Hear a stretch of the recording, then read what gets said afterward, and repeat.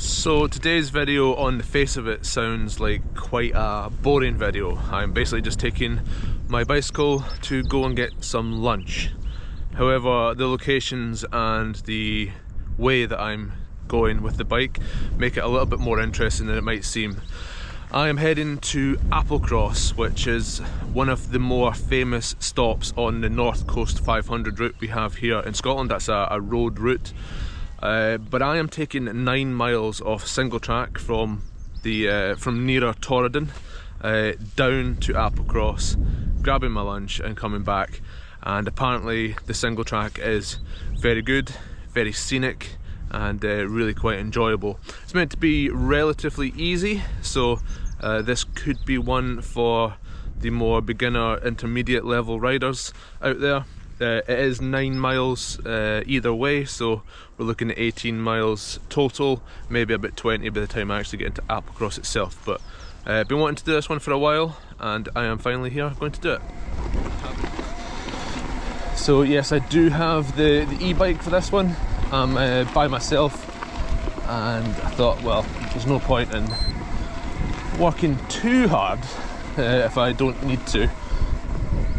And then there's some unknowns with this one, so I'll do it initially on e-bike, get a feel for it. I can always come back again on the regular bike.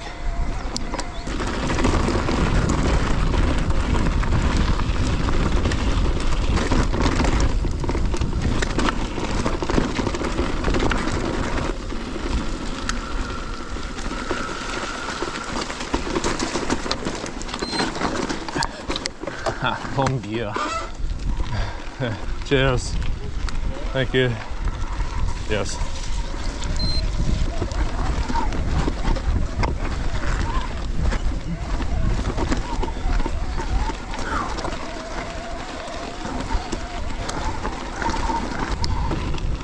You always want to make sure you get it right just shortly after passing walkers. Nothing more embarrassing than messing up as you've just overtaken someone. So we've gained 189 metres already, 2 miles in. Oh, looks like we're going to lose some of those metres now. Oh, loose.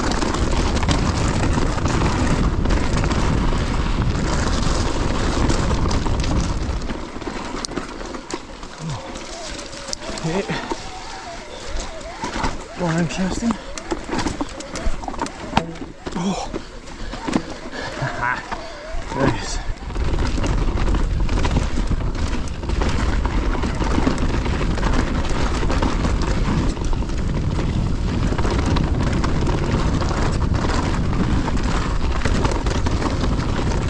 Not steep enough just yet.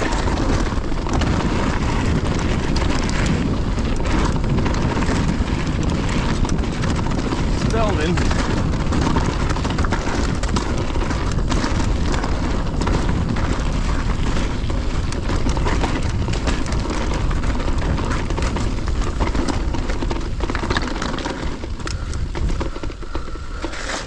Oh, we've got a little beach.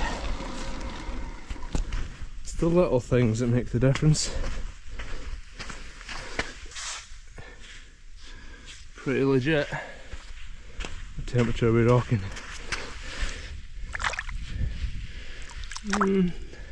Not instant hypothermia.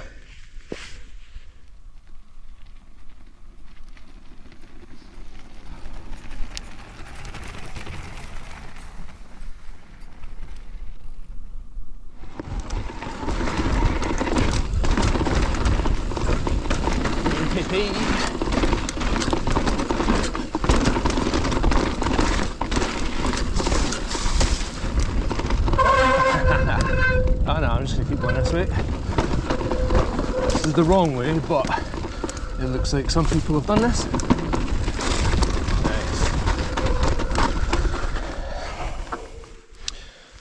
Nice. Oh yeah, it's actually the Kenmore path. The Kenmore path, as it's known, stretches from Kenmore on the north of the peninsula to Applecross Glen. The history is not exactly clear, however it is thought that it could have been a coffin route, drover's track, or just the quickest route for those in the north of the peninsula to travel to Applecross Bay. The length of the path had caused some confusion. It is widely accepted that the path measures 9 miles. However, when it was measured, it turned out to be significantly longer. After some research, it was confirmed that the path is in fact 9 Scots miles in length. A Scots mile is measured in 1.12 miles and is defined as the length of the Royal Mile in Edinburgh. The Scots mile originates from the imperial system used by the Roman Empire. When the empire fell, standard measures diverged throughout Scotland, England and the rest of Europe. It wasn't until 1842, when the English version of imperial measurements were imposed by the Imperial Weights and Measures Act, that all measures were standardised. However, there remain a significant amount of anomalies, such as the Kenmore path, that predates the Act of Parliament. You will notice that there are some ancient milestones along the route. The Applecross Landscape Partnership Scheme has reinstated the missing milestones. You should now be able to measure your distance as you travel the route. This is the descent. Get some speed up. Oh, not too much though. Oh, well that's a bit, a good bit spicier than the rest of the trail has been thus far. Lovely.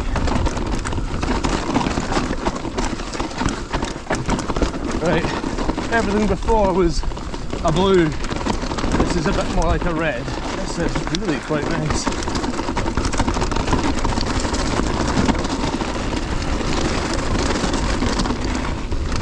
Oh.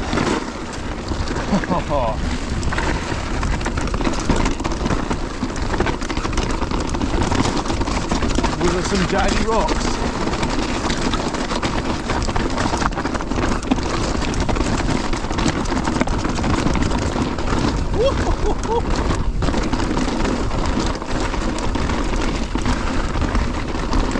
Oh wow.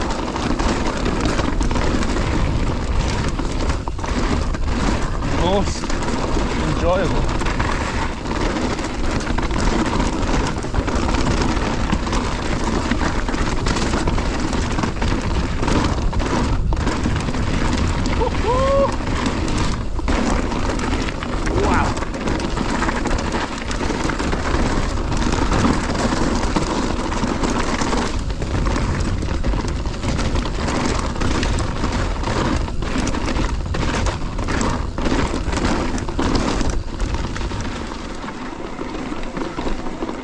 So I still have 4 bars off the 5 bars of battery I started with. So I am somewhere between 60 and 80%. I'm probably nearer 60, but I'm relatively reassured because we're not going to use much now to get down to Applecross. And if I am still on 4 bars, that means I've got more than 60%, which means I've easily got enough to get back. We're on the road again. So this is us back on the same road that we technically started on, albeit on the south side of the peninsula. We're so close to summer. The beautiful greens are making a return.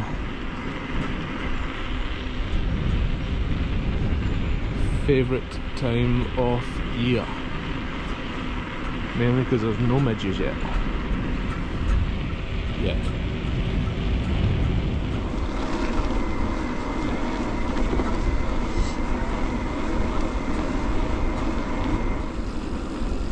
Smells good. Fish and chips.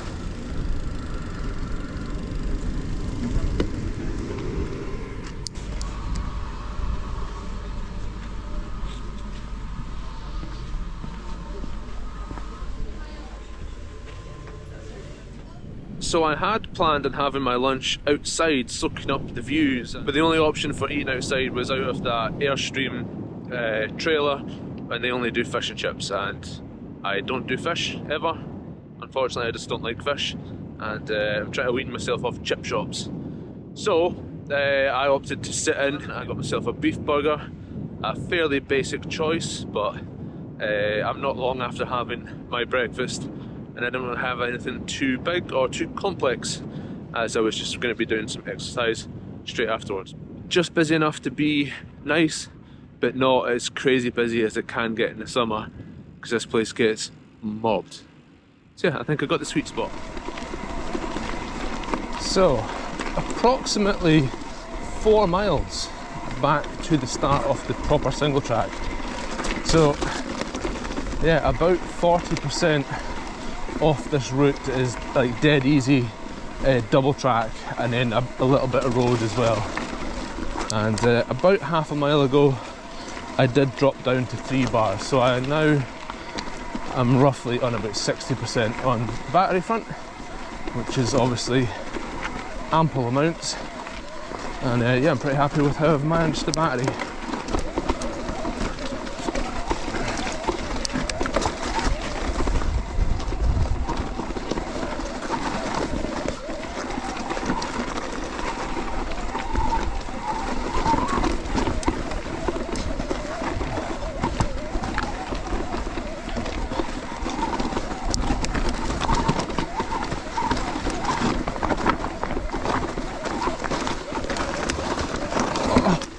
The looseness.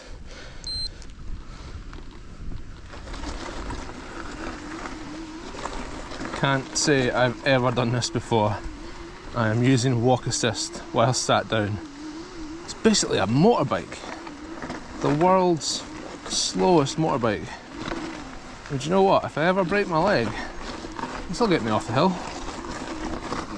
But from... oh no. Not all the way. But pedalling is much better. Right, let's see what I cannot do here. More up this way. Oh, yeah, not much. So that's the crux of the whole route. Just gone back up that, what was a descent, gone back up as a climb, but it wasn't too bad at all. Only 5 minutes really of pushing, possibly easier pushing a regular bike. So back about the midway point, and I read you everything that was on that sign and didn't really read this sign, so I will now. The North Applecross Woodland project is an exciting initiative to create almost 1,500 hectares of native woodland. Crofton Townships have combined with Applecross Trust, owners and managers of the estate, to create this unique long-term environmental project. As you can see from the map, the new woodlands are being established in the middle ground between the coast and the mountains. Fences have been erected to exclude the red deer and to control the sheep. Almost 1.5 million trees have been planted. Wow. They are all Scottish native species: downy birch, rowan, common alder, hazel, grey willow and Caledonian Scots pine. Encouraging public access is an important aspect of the project. The footpaths which wind their way through the mountains from this point to Kenmore or Inverbain were the original link between the coastal communities. They give a unique view of this wild and remote area. Walkers are welcome. Stout footwear and warm, waterproof clothing are recommended. Please respect all locks and burns which may be part of local water supplies. Remember to keep all gates closed and to report all sheep and deer in the woodland enclosures to the local coordinator.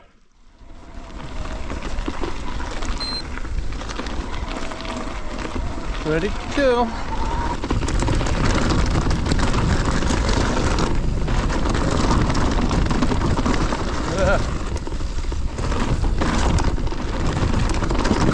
Well, we're getting there.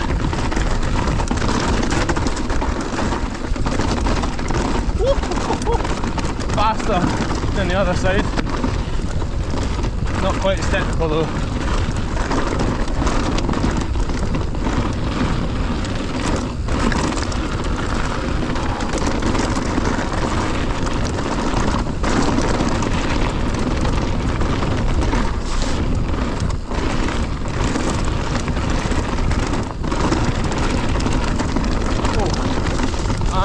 water in the touch. Not ideal. Oh jeez.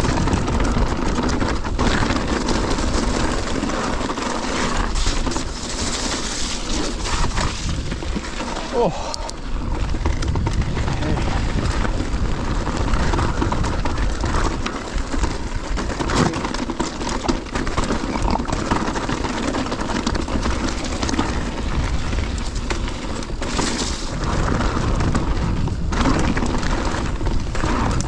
Apart from the narrowness at the moment. Oh.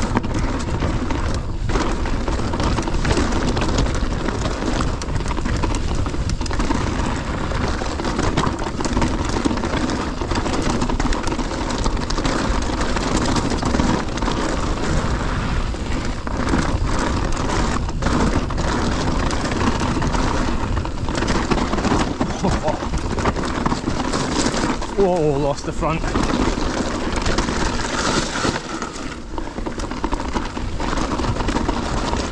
No grip.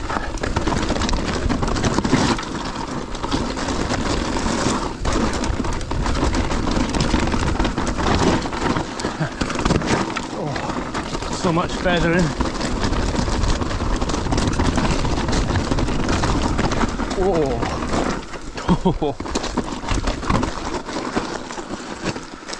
Gee whiz.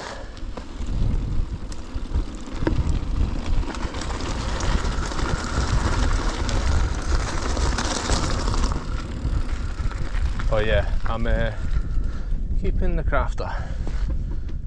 So there we go, that was the Kenmore path from Kenmore to Applecross and back. That's the way I would probably recommend on doing it. Getting to Applecross by car is a little bit more awkward, so you're probably better doing it the way that I have done it.